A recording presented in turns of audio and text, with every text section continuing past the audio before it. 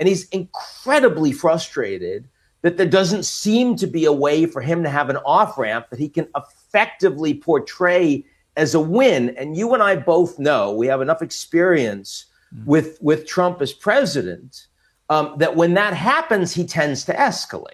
So Piers Morgan just interviewed Ian Bremmer about Trump's escalating Iran conflict, and Bremmer's analysis is chilling. Trump is trapped with no off-ramp and will likely escalate when cornered. This reveals the dangerous psychology driving current Middle East policy. Let's break down how this trap was set. Trump clearly believed that this was going to be Venezuela. By the way, he also believed it was going to be Iran, but Iran lack of response following his engagement in the 12-day war last year, or following his order of the assassination of Qasem Soleimani, the head of the Quds Force, at the end of his first term. This gets to the heart of Trump's miscalculation. The Soleimani assassination in January 2020 killed Iran's most capable military strategist, but Iran's restrained response then wasn't weakness, it was strategic patience.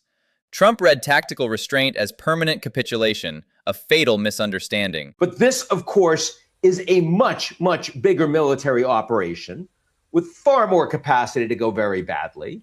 And it's not just about Iran being able to block the straits or mine the straits.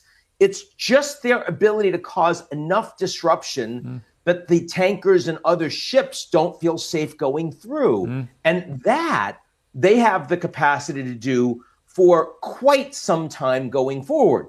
20% of global oil passes through Hormuz daily. That's 21 million barrels. Iran doesn't need to physically block it. Just the threat of mining or asymmetric attacks makes insurers pull coverage. Oil hit $140 per barrel within days of conflict starting, proving this strategy works perfectly. And this is, Trump is clearly looking for someone to blame, right? I mean, you could tell. He's like, well, the Europeans need to support me because why am I even there? They're the ones that need the oil. I've got more than enough oil. The Chinese need to support me. Why am I even there? They're the ones that need the oil. But he doesn't have anyone to blame. This blame shifting exposes Trump's fundamental contradiction. He claims energy independence while simultaneously deploying troops to secure Middle Eastern oil flows. His unilateral decision to bomb Iran without allied consultation left him diplomatically isolated when he desperately needs coalition support to exit gracefully. When he can't frame a win and he has no way out, then he'll punch. He'll punch. And that's so, I mean, he'd like to be able to wrap this up and move on to the next thing. We saw this exact pattern in 2019 when trade talks with China stalled. Trump escalated tariffs rather than compromise. Same with North Korea after Hanoi collapsed. When Trump can't declare victory, his default is always escalation, making the next 2 weeks extremely dangerous. But right now, what we see are 5,000 American troops that are heading to the Persian Gulf, and they'll get there in just under 2 weeks. And I think that the timing of that is interesting and connected with why Trump is talking about maybe postponing his much anticipated summit meeting in Beijing with Xi Jinping. 5,000 troops represents a significant escalation. That's a full brigade combat team. The 2-week timeline coincides perfectly with when economic pain from blocked shipping becomes undeniable. Trump's postponing Xi meeting shows he knows this Iran crisis has already weakened his negotiating position globally. And of course, it's one of the great ironies here is also the Ukrainians are providing a lot more direct support for America's call in the Gulf than the Europeans are.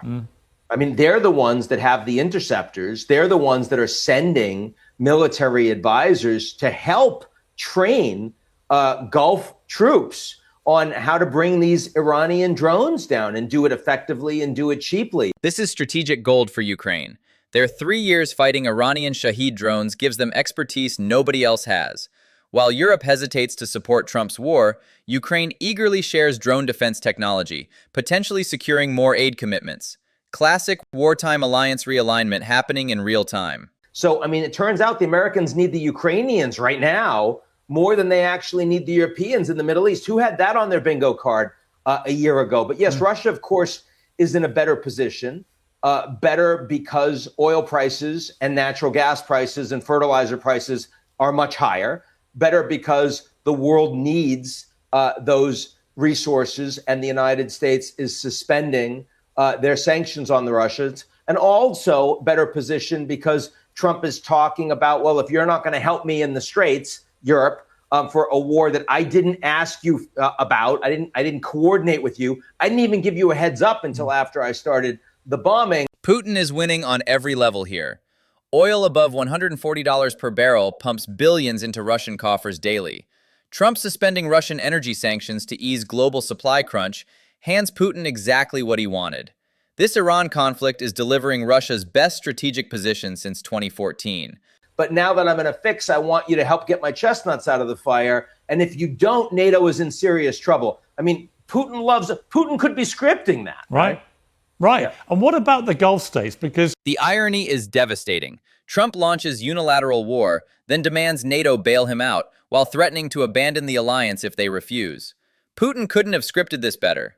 Every word weakens Western cohesion, while strengthening Russia's position as alternative power center. Now, they did not want this war, but now that the war has started, they're very concerned about what a wounded but capable Islamic Republic run by the IRGC and maybe by Mojtaba Khamenei or not would mean for them going forward. So, I mean, what I'm hearing from Gulf leaders is enormous anger, particularly at Israel, incensed about the way that they've conducted themselves and some of the targeting. This reveals the coalition's deep fractures.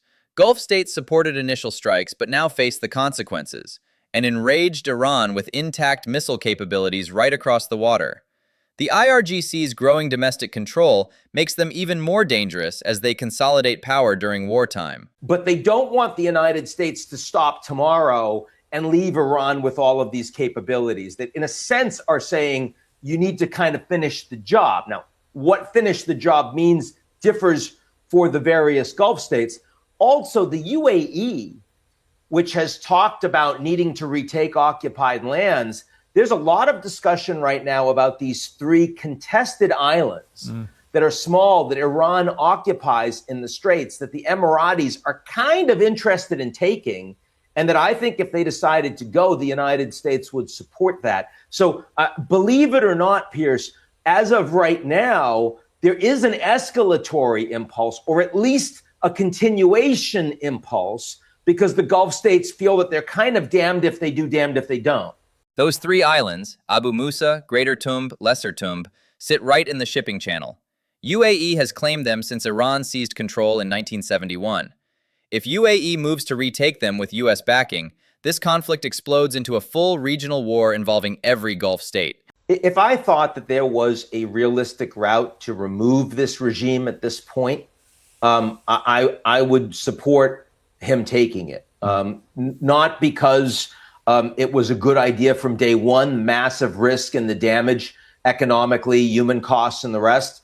But I mean, this is a horrible regime, and it's responsible for far more death and destruction in Iran than we've seen over the course of this war and the 12-day war combined.